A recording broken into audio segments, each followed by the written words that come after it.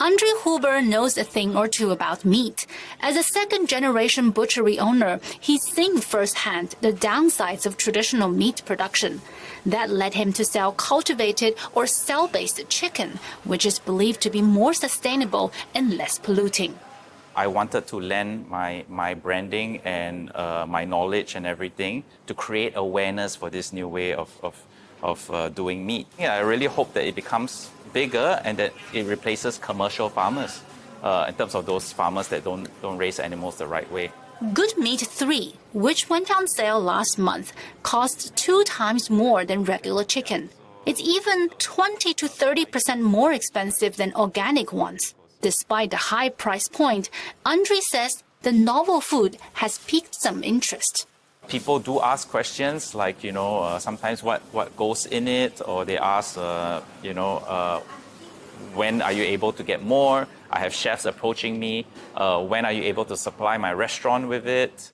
But meeting this demand has been challenging. We have to focus on how do we scale up the technology? How do we limit the CapEx investment so it's not so expensive? How do we drive down the costs?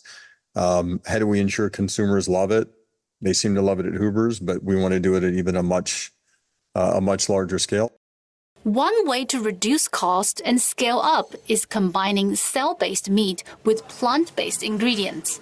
I think low percentages are the way to go now. I think our Good Meat 3, which is 3% cultivated meat, we think it's a compromise, and it allows us to make more at a lower cost while we ultimately figure out how to increase the percentages to a higher and higher level. Professor William Chen is a prominent figure in Singapore's food innovation sector. The science and tech is not really ready for the scale up. They realize that the cells simply do not proliferate. Also, the startups, they work in silo. There's no communication, and then they sort of use investor money to focus not on the product development, but on the upstream, very research-based development. And in the process, they could not deliver.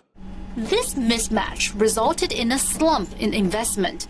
Data shows that funding for cultivated meat startups fell by about 78% year-on-year in 2023. While the road ahead is fraught with challenges, industry insiders remain hopeful that cultivated meat can eventually change the food industry for good.